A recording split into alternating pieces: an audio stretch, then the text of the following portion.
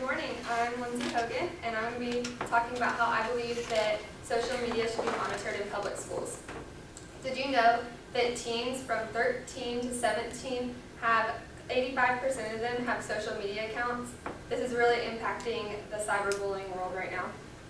So an outline of what I'm going to be talking about is the bullying definition, cyberbullying background, social media laws, the refutes against all of this, recent issues, personal stories, and then I'm going to conclude.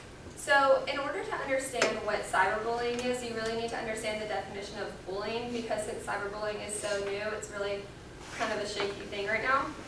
But bullying can threaten students' physical and emotional safety at school and can negatively impact their ability to learn. And this is from stopbullying.gov. So what is cyberbullying?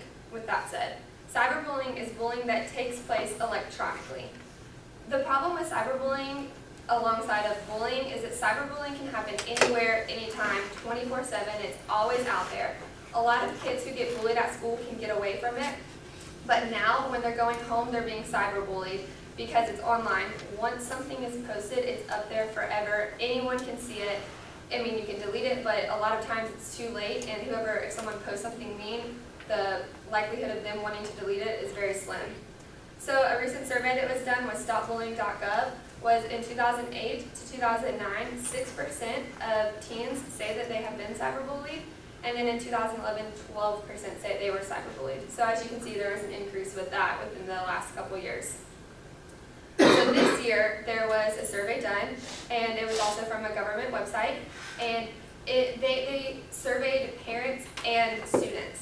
And out of this survey, a couple questions that I found interesting were 7% of parents are worried about their kids' online usage. They're not worried that there's cyberbullying going on at all. And now 68% of teens, they do think their parents should be worried, and they do think there's a problem. So from this, you can already see that parents are out of the loop. If kids are saying that their parents should be worried and only 7% of the parents are worried, that's a big number. And 33% of teens within this past year say that they've been bullied, so that increased drastically. To set all of this up with public schools, I'm going to talk about social media laws, and basically there's not a lot of laws for cyberbullying because it's so new and there's not a lot of state laws.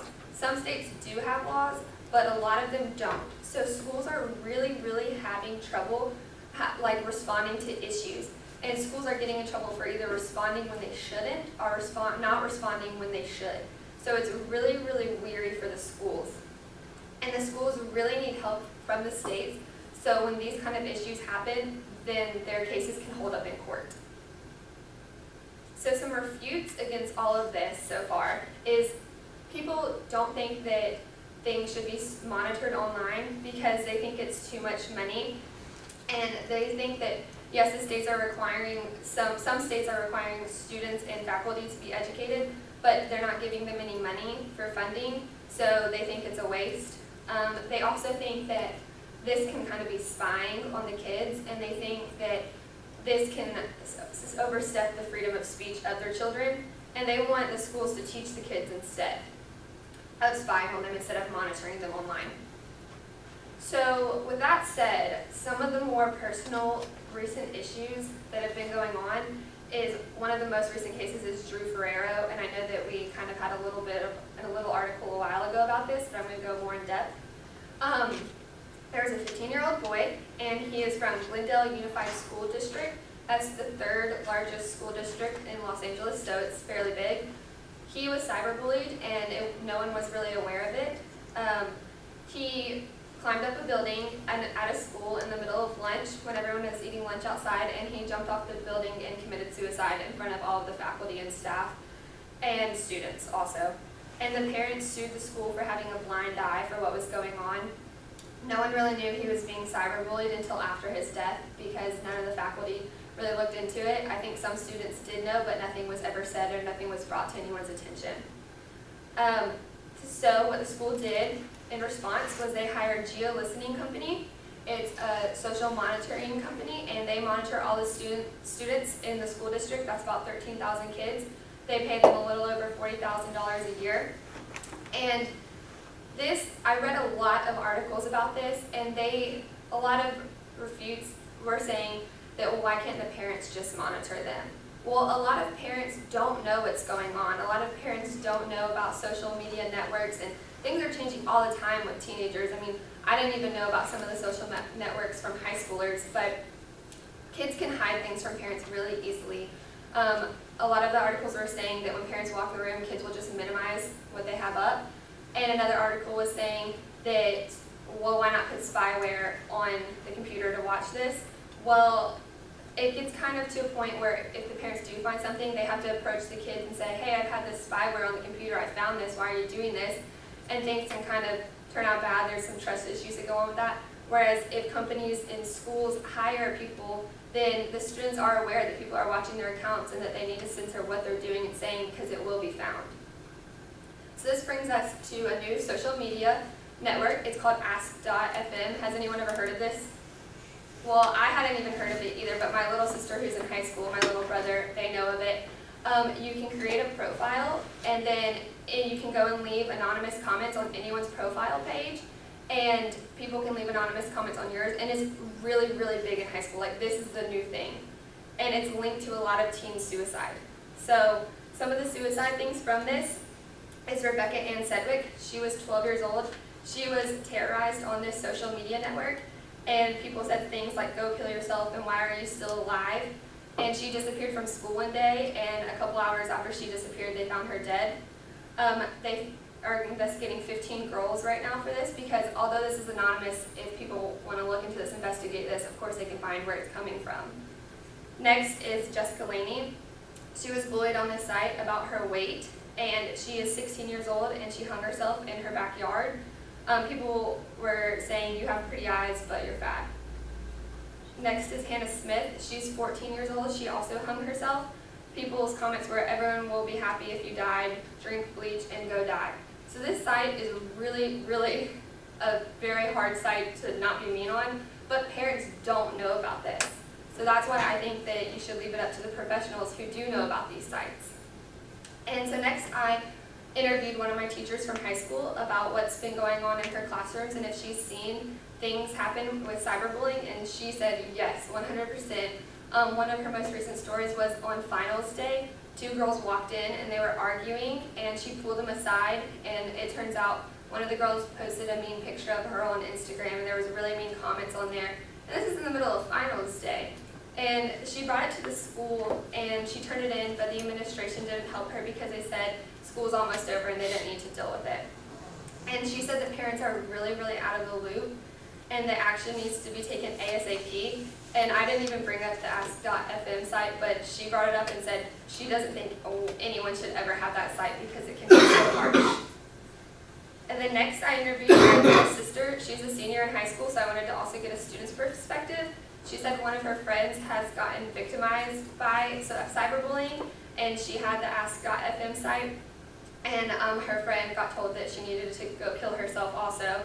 And she said she's seen cyberbullying on Twitter, YouTube, Instagram. She said she's seen it everywhere, and she does think that some kind of monitoring needs to happen because she says once an adult steps in, things really do get censored, and it would help out a lot of people. So to finish, I do think that parents need to be aware of this, and but I also think that you do need to leave it up to the professionals because clearly there's a problem with everything that's going on. And I think that these people are trained and they know what to look for. They know what new social media sites are coming out and what people are using. And I do think that there are issues with freedom of speech, but when it comes to people talking about killing themselves or people telling that they need to kill themselves, the least they can do is let the parents know what's going on. So that is all I have for today. Are there any questions? Yes? For one of the monitoring sites, are they monitoring what your public feed, like what your, so they're not monitoring your inboxes or your direct messages? Because that'd be against the law of hacking into their stuff. But although they can't, a lot of kids don't have their Twitter private. They just don't. Like, I didn't have mine private until recently because a lot of kids have it on their phones and you have to put it private through a computer, so it kind of is a lot of work actually. But I mean, you can find a lot of stuff just from seeing what anyone's posting online. Well, even if it's private, all you gotta do is type your name in and look under the computer. I mean, as long as you're not logged in, it'll still show it. Mhm. But, so what are they actually monitoring? 'Cause I mean, if that's all public, what, what are they monitoring that the average person can't do? What do you mean? Like, what are they Like, looking for? Yeah, what is the monitor, what are they actually looking, like, what is gonna give them, oh, I'm Superman, I'm gonna go, like, get this kid off the roof? Well, a lot of kids are more vocal than you think. The company has supposedly already stopped to other kids who were talking about suicide, and they kind of interfered with that, and then went to the parents and kind of just told them. So, I mean, kids nowadays, they'll post every minute what they're doing. I mean, of course, they can't prevent all of it, but it's just making people more aware, and especially making parents more aware.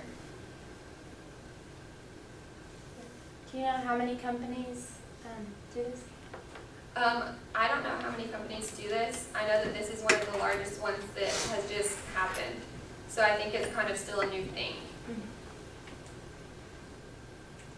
What's to stop the kids from just creating an account with an assumed name? I mean, how would the geo-listening company know if I didn't enter my own name, if I just made up a name? How would they know to follow me to see what I was doing? I mean, there's definitely, some cons against that. I mean, kids are smart, and I'm sure some of them will do that. But I think that even if they were commenting on students' page of the school, then the geo-listening company would realize, I don't know who this person is, but they're commenting on one of y'all's students, so maybe y'all should pull them aside, send them to the counselor, and go and talk to him or her. So you would just go after the victim And just, instead of the one page? You would easily find out who it would be. Yeah. yeah, I mean, if they're, There's lots That's of what I know. Yeah. If they're people making who threats. follow others. Like, I know you're new. So you could just. But it's like just an You find out Twitter who somebody friends. else, You can find basically. Twitter friends. Mhm. Simple.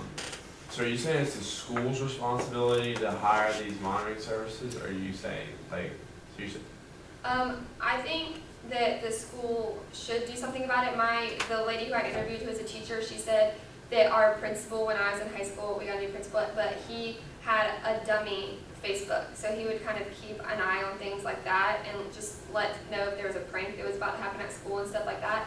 But also I know that she said that we wouldn't be able to afford it in our school personally. She said that if we wanted to get something like a professional out there, that we would need the state's help. well, because my question is, I mean, once something happens outside school, why is it the school's responsibility?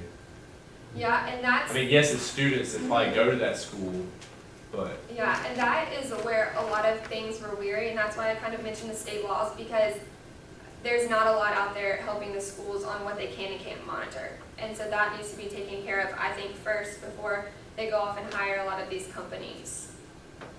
So I think that's where the kind of problem can arise from. Did you notice a trend with like more people who do you notice a trend with He like just thinks because he's a man, he makes more, so he can talk more. oh never mind. Just. Do you notice a trend where like more sites where they use like anonymous names that they're a lot more like ruthless? That's what I kind of noticed.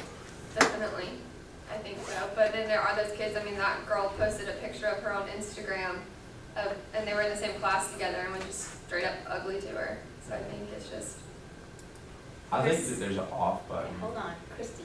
Oh, I was going off of the whole like school taking responsibility, like would it be their responsibility thing? And like I kind of viewed it, I guess it's more of an opinion, is that okay? Okay, well, if the school doesn't take action, then who will? Like clearly the government's probably not gonna do it unless it's like a terrorist threat, but like who would do it? This is somewhere, schools where a lot of common ground is for kids. Like who's gonna, I mean the parents I guess could do it, but I mean, Who does Yeah. what parents really know? I mean, my mom doesn't have a Facebook, she refuses, Yeah, so like- she just doesn't know. Think go by Yeah.